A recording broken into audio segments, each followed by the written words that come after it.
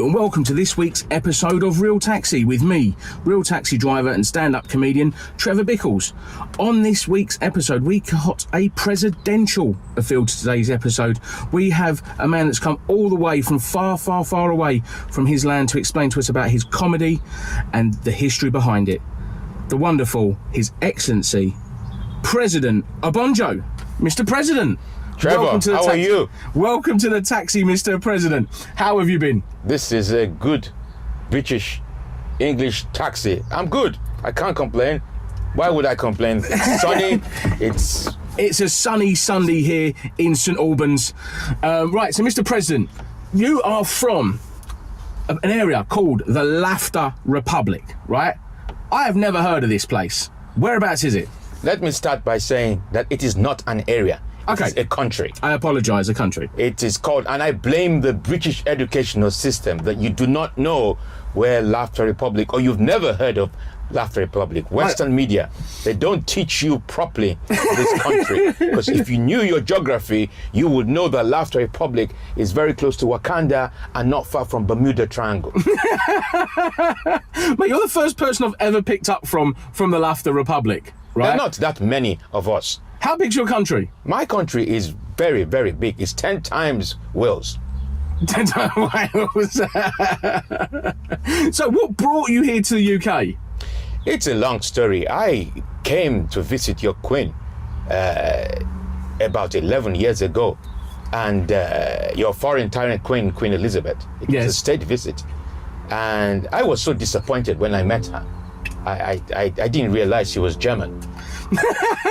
Not a lot of people do. Not a lot of people know that history to our queen, do they? So I decided that I wanted to meet real English people. Right. So someone said I should go to the West End in Leicester Square. This was 11 years ago. And when I arrived there, I didn't meet that many English people. There were more foreigners. You won't meet many people, English people in the West End. Lots of foreigners in your country. And someone said I should go to the Comedy Store. Right. And I'm sure you know the Comedy Store. It happened to be a Monday night. Yes. And I went there and I saw this English guy on stage calling people up to come and say something about themselves. And I went up and I did 5 minutes, and before you knew what was happening, there was a standing ovation. Standing ovation. People were just... I just delivered a speech. It's amazing when the introduction was, I'm here to talk about comedy. I don't know why people find me funny. I just deliver presidential speeches. Anyway, about 350 people just got up and applauded me. And I totally forgot that I was on a state visit. There was a coup d'etat in Africa, in Laughter Republic, and I have remained here ever since. A coup d'etat by the Asians, sponsored by the Asians. Right. Do you know Prince Hakeem from Zamunda? I have never met Prince Hakeem from Zamunda. Because to me, he's my favourite of the African dictators. Yeah, well, this is the problem that I face with you English people. You see, Zamunda is not a real country. Laughter Republic is a real country. Okay. That's why you will never see Laughter Republic on film or Netflix or whatever you want to call it, or Amazon. Yeah. You will never see us on any of these broadcasting channels. Now, Mr. President, you've got quite a unique identity. Obviously, you've got quite a unique identity. You know, people know as soon as you walk in the room, you stand out, right? But you've actually been involved in a bit of ID theft, I've seen, right? I've been doing a bit of research online to you, sir. Is it a Colonel Banjoko? Is that correct? Oh, don't remind me. Really? You actually call it identity theft. Military people, we call it an attempted coup. Tell us about this attempted coup, Mr. Banjo. Oh my God, President Obonjo. I'm getting all confused. You see, this is what I am saying, and this is why the BBC got confused. You know, the BBC can never recognize black people anyway, because I'm here sitting down with you, and you are calling me Colonel Banjoko rather than President Obonjo. Yes. Anyway, you want to hear the story. As far back as July 2019, I remember the day very well. Yes. On the 18th of July, I think, yes, the 18th of July, my people alerted me to a Twitter handle by someone called Steve Bennett. I think he's the one who runs a company called Chotto. Right. Yeah. And there was a tweet and a story about BBC Studios and E4, creating this new African dictator who is bombastic, who's loud, who is exiled from Africa. Right. And he's the modern day Mrs. Merton, and he is going to be doing a chat show. You see, when my people showed me that tweet, I thought at first that maybe they've made a mistake, that maybe they wanted to approach me, or maybe they thought it was me that they appointed. Yeah. At one point, I thought, okay, fine, maybe it could be they gave it to Lenny Henry. And I wouldn't have minded if they gave Lenny it to Henry would be the most Yeah. perfect, or Idris Elba. Yeah, or Lenny Henry, Idris Elba, because always. Lenny Henry, yeah, because Lenny Henry, because BBC, not many black people on TV, so people will recognize Lenny Henry. Yeah. But they gave it to this guy who looks nothing like me, apart from the fact he's black. He looks nothing like me. He's just an imposter. Anyway, before I knew what was happening, the thing mushroomed into a hashtag called Justice for Obonjo. Yeah. And I have been delivering presidential speeches for well over 11 years. And my greatest fear at the time is that when I arrive on stage, people would think I stole the whole idea, my presidency, from BBC. Of course, yeah, because obviously you've come over to this country, President Obonjo, and you're trying to build a reputation. You're trying to go to the clubs. You're preaching the gospel of your country, and then for this guy just to come over the top of you, straight onto the telly, instantly people would think, if they went to a club, they would think that you're the imposter. Yes. And you are Mickey, and you are taking the mick, and you are mimicking this guy, when in fact it's the opposite way around. Yes, that is what actually happened. Anyway, all these white civilians, you guys call them comics, white civilians. What was really interesting is that these white civilians all over, people who had seen me deliver president's speeches, they supported me and were tweeting. Yeah. And I ended up in the Daily Star. I was so pleased. I called my mom. The Daily Star. Now that's when you know you've made it, when you've ended up in the Daily Star. Daily Star, but I never knew that it was a trashy paper. Until I saw it, and I was next to some naked girls. Right next to some naked girls and a man who's eating a whole chicken in one hit. Exactly. And then I ended up in the Daily Mirror. Daily Mail as well. I was the first black man to have a positive story in the Daily Mail. First black man. It didn't involve a crime. Yeah. Well, it did involve a crime against you. I guess it was a crime. It was a crime. It was a crime against you. Yeah, it was, and it happened to be the time that I was about to go to Edinburgh. Right. And so it was like a few weeks before Edinburgh. So you can imagine the publicity. I genuinely thought that after Edinburgh that I would be delivering presidential speeches at Life at the Apollo. Yeah. Look at me. I'm in a taxi right now in 2021. Yes, sir. Mr. President, obviously, I can see the stress this must have put you under, right? You're like, you've come over here to explain to people what's happened, and if you'd have gone to Edinburgh, that could have been your Edinburgh ruined, couldn't it, basically? Yeah, but it wasn't ruined. What was the outcome, though? No, it wasn't ruined. It wasn't ruined. It was a fantastic time. All these other white civilian, you people call them comedians. I remember meeting Stephen Fry. I've never met Stephen Fry before in my life. And when I met him, and I said, "Who are you?" He said, "He's Stephen Fry. I just want to tell you that I am supporting Justice for Obonjo." Frank Skinner. I even met Billy Connolly, the fake Billy Connolly. I met all these people stopping me. I felt like a real celebrity. It was everywhere I went to in Edinburgh, people were stopping me, telling me, "We support you." In fact, go on. Did you think as well? Obviously, the press that surrounded this attempted coup by Banjoko, right, actually helped you promote President Obonjo. Yes, definitely. No press is bad press. Like, or is that's the wrong saying? Every publicity is good publicity. Every publicity is good publicity. So by this happening, by a pure twist of fate, this could have promoted you to a higher level, because then people are going to be, okay, I've not seen this President Obonjo. We need to find out about Mr. President himself. We need to go and see the dictator. What's going to happen? Yeah, it definitely raised my profile. I sold out on 2 shows while I was in Edinburgh, and if it wasn't because of general COVID that slowed down everything in the industry, I'm sure I wouldn't be in a taxi here being interviewed by you in a back street in St Albans.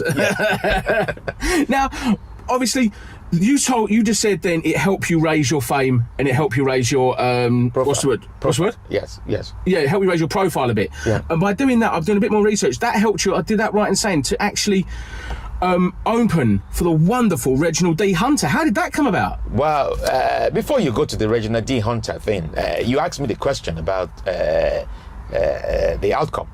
Of course. Well, they did a non-pilot, a pilot not broadcasted. Yes. And they stopped the whole thing, so it never happened. So I won the war. You know, he won the war. The least unlikely democratic leader. Maybe you should run France. Yeah, just saying that. I won the war. Next stop, France. Fighting for social justice. Now, the Reginald D. Hunter thing happened long before Colonel Obonjo. So that happened in October 2018. Okay, fantastic. And I remember, my people told me that there was a request for someone asking that I should follow them on Twitter. And I can be quite, I don't even like Twitter. Twitter is full of people who complain. Twitter to me is just a big argument. But it's just a big argument. It's just one massive argument. Keyboard warriors. They want to change their government, but they just go on keyboard, but they don't know how to really change their government. Yeah. Anyway, cut long story short. So someone said I should follow Reginald D. Hunter because, or rather, no, not follow. I should get in touch with them. So I got in touch with them, and after I knew what's happening, I was told that Reginald D. Hunter wanted me to open for him. And I just thought, wow, this is, and you know what it's like, you white civilian comedians. You move up the comedy ladder, I had been in the finals and Natties in 2016, so there was momentum. I was just moving to a nice level. Rising, and then the highest bit was the opening for Reginald D. Hunter. And I said, yes, this is a great opportunity. And I remember a couple of things happened that day. Go for it, yeah, what happened? Aberdeen. When I arrived in Aberdeen, I got into the hotel and I saw my room.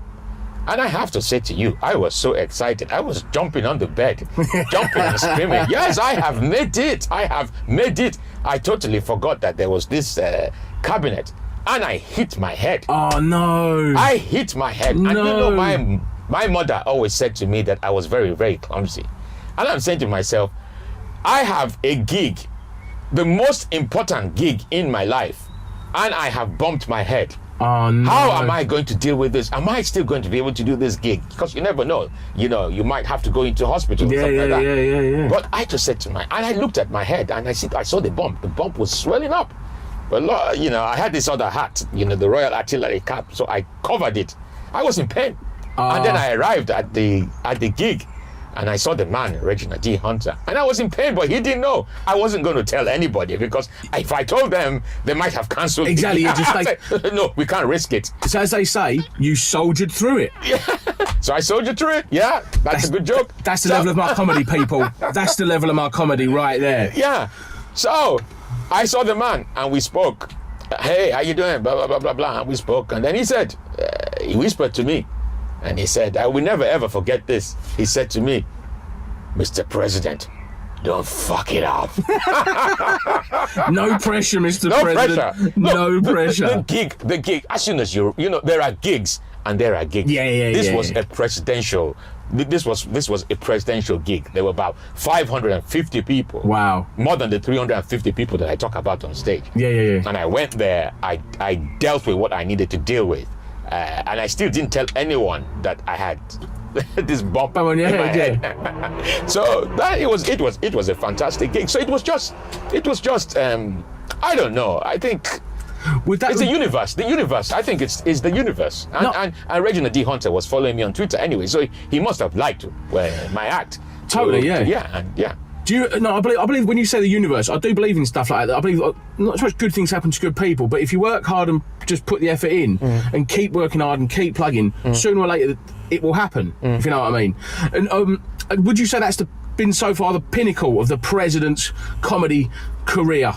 I would say on stage it has been, but winning the Malcolm Hardy Award in 2019. Excellent. Which is an award that Trevor Noah won as well. And I joke about it a lot because the judges basically said that an act likely to win £1 million. So I won that in 2019, and it's 2021.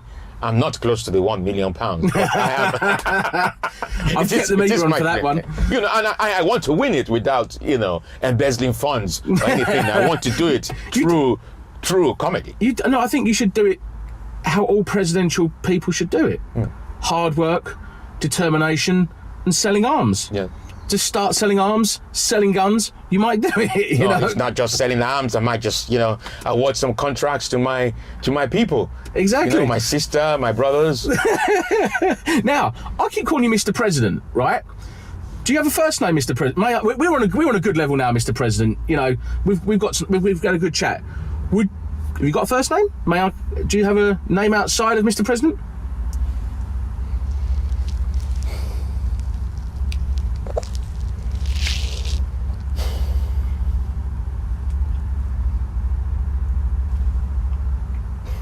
Trevor, I genuinely don't know how to respond to that because I feel frightened.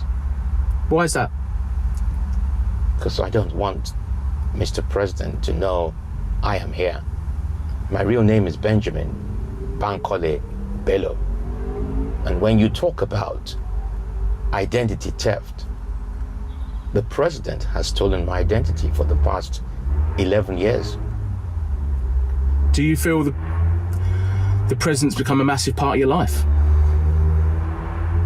He's sleeping with my wife. Sorry. Raising my kids. Yeah. Do you feel that Mr. President has taken over your social life, your whole life in general? Mr. President has taken over everything. It's really interesting how you have asked me that question. Because I remember in 2015, and that's why I wrote the show, President Obonjo Stole My Identity. A comic came to me and basically said, I can't keep calling you Mr. President. What is your real name? Then it dawned on me that, wow, something's going on here. Yeah.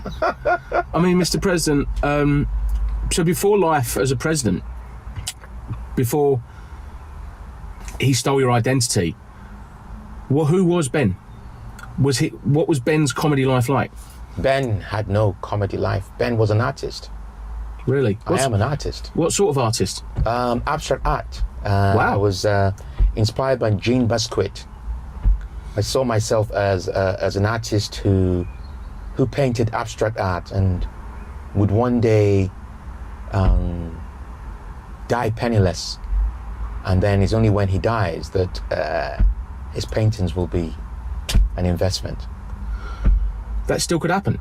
If you look at your career now and the way it goes, and if it's going one way and one way only, which it is, there might be a time when, let's just say, your art, people sort of look past the act, past Mr. Obonjo, and see the art. It still could happen. I don't see how it is possible for Mr. President to allow me to go back to painting.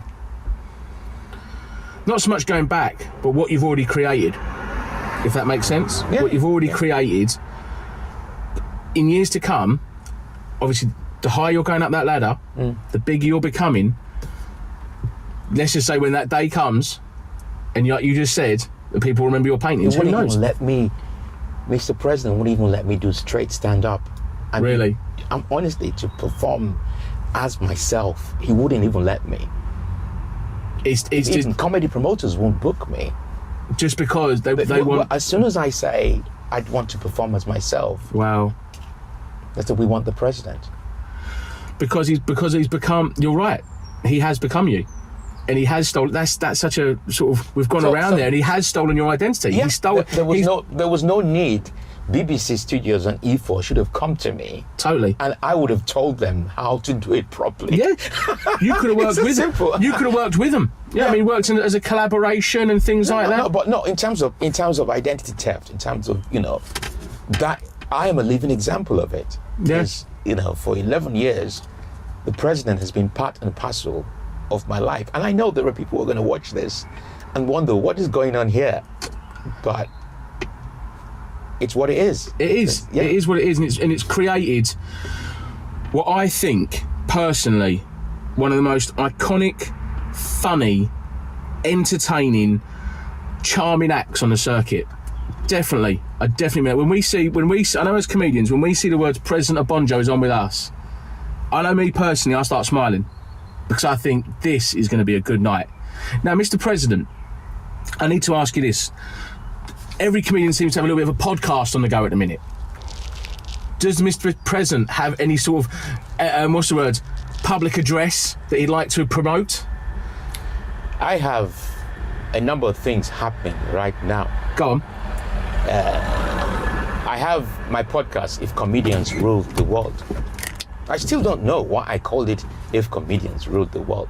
Yeah. Because when I started, I had a number of comedians who came on the podcast. But I have extended it as an opportunity to also interview other people who are not within the comedy industry. And it really some really fascinating stories. So you can find it on Spotify, Apple. It's just something that I do to be creative, to get my message out there. I also am still in touch with my people. After performing for 11 years, I want to make sure I keep in touch with the people who love my comedy. And most of them are going to be on trial tomorrow because they admitted that because my fans are Laughter Republic citizens, and they admitted that they voted in the local elections. And you know that we do not believe in local. No. General elections. You don't do general elections. You just put someone in power. They have breached the values and principles of Laughter Republic, so they're on trial. I am going to be addressing them tomorrow. You just got to make. They've probably got a van load of votes somewhere as well. Yeah, on trial. I've reluctantly been on TikTok. I have 30,000 followers on TikTok. That's brilliant. Yes, and, Mr. President's doing well on the TikTok. Yeah, Better bloody me.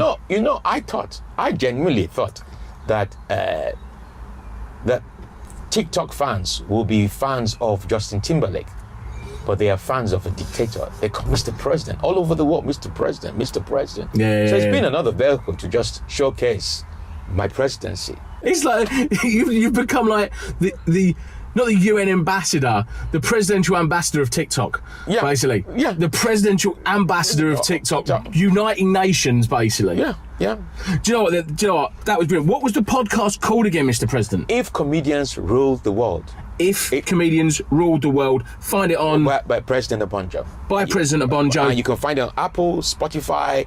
You can find it on all the major platforms. There isn't anyone else who is doing... No dictator is doing a podcast apart from me in the world. If you want your fair fix of dictator podcasts, that's where you got to go.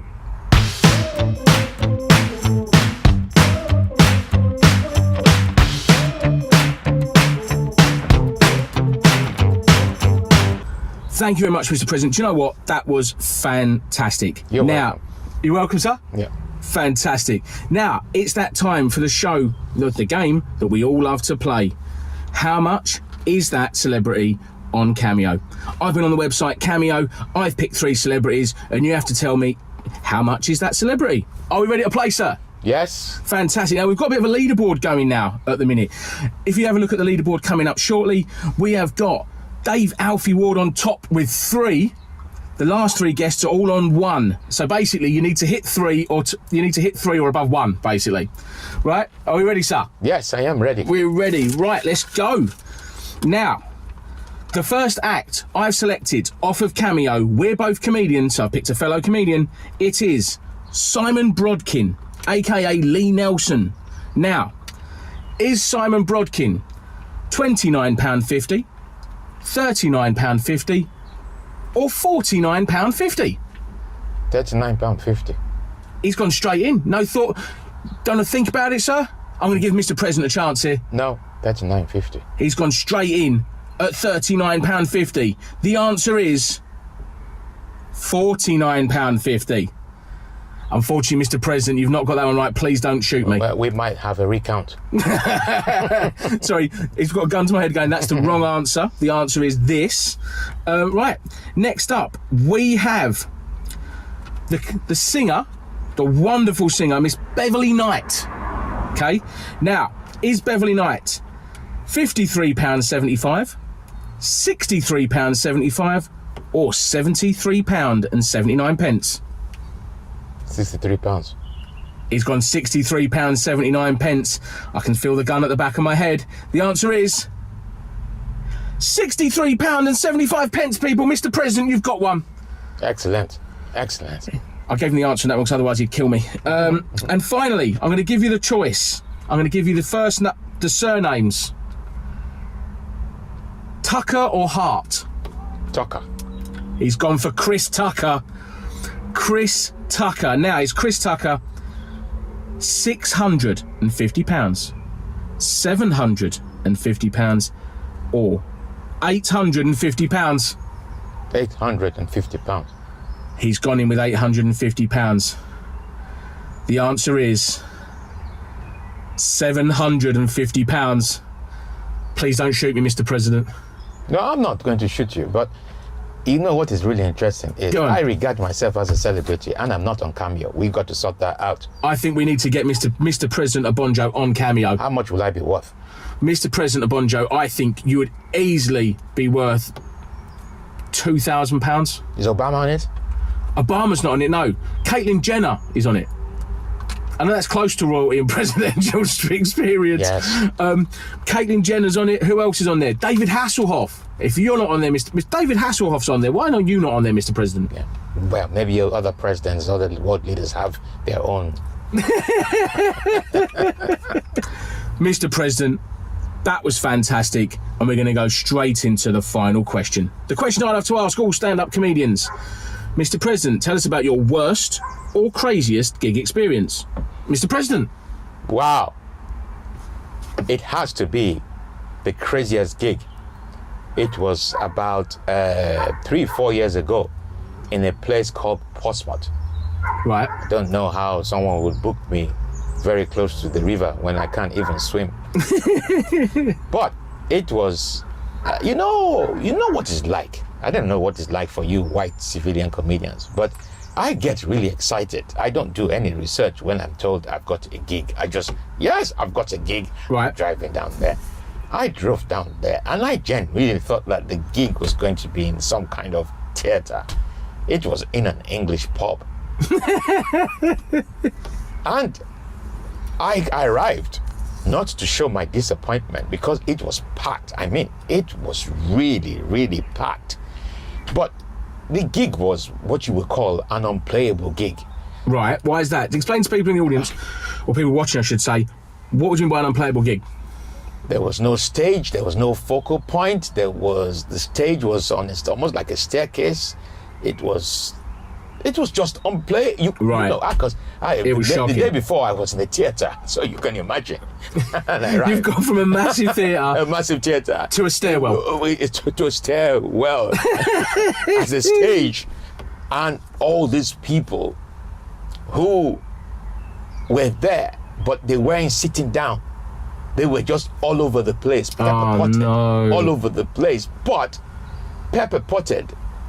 But then some of them were backing themselves, so you couldn't even see them. It was like, it's as if I had forced them to come and watch comedy. And I don't know whether you've seen me before, Trevor. No disrespect to all the other comics who came and performed. But I got there and I demanded that all the people in the pub face me so I could deliver my presidential address. Right. But what I did not know was that there were some nutters there. So I started performing. It was Portsmouth. And before I knew what was happening, 15 minutes into my set, I have never been heckled by someone who does a somersault in front of me.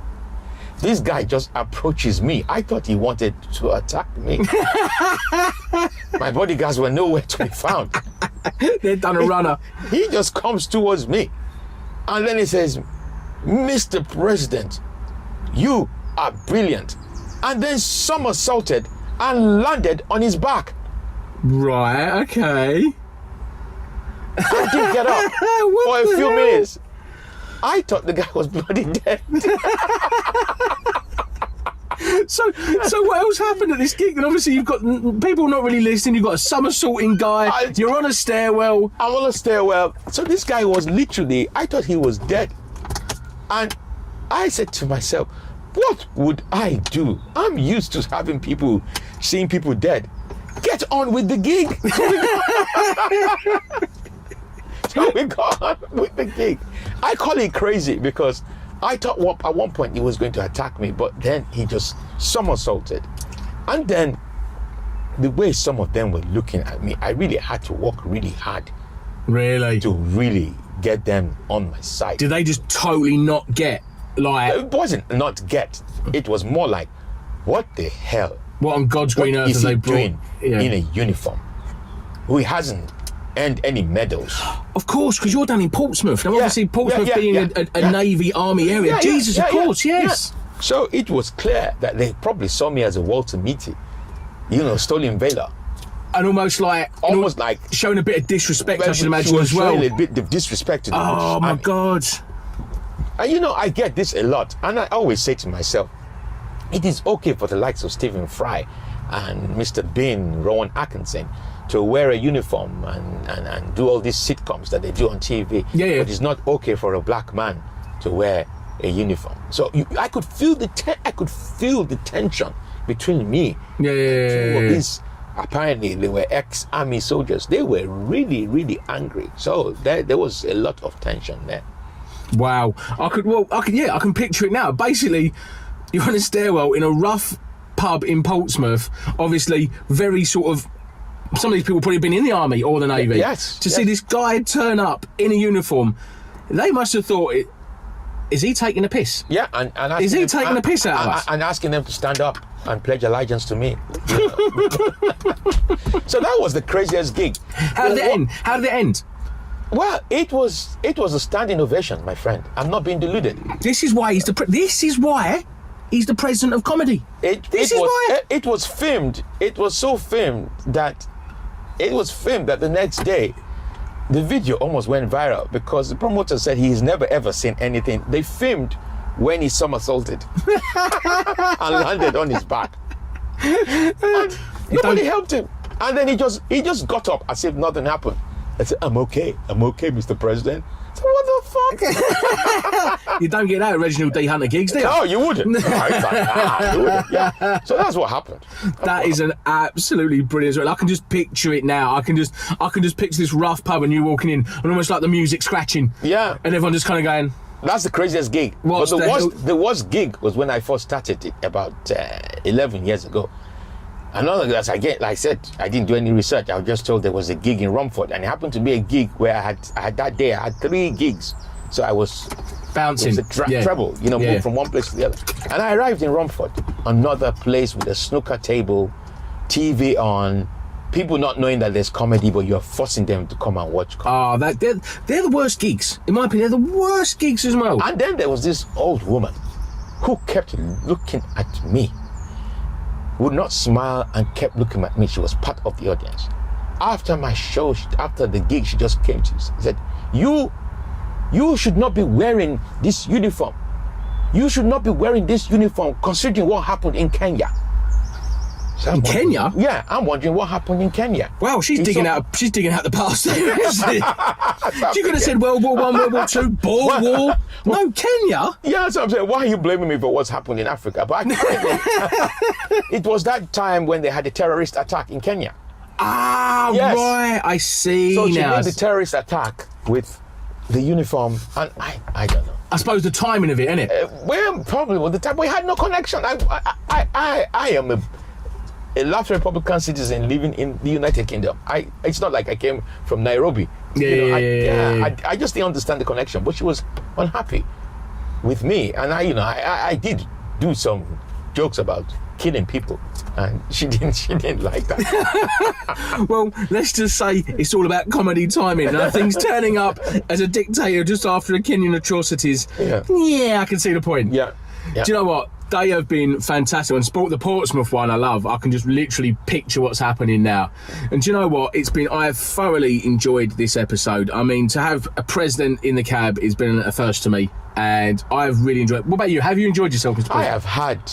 President? I've had a fantastic time. Thank you ever so much. Thank you, Trevor.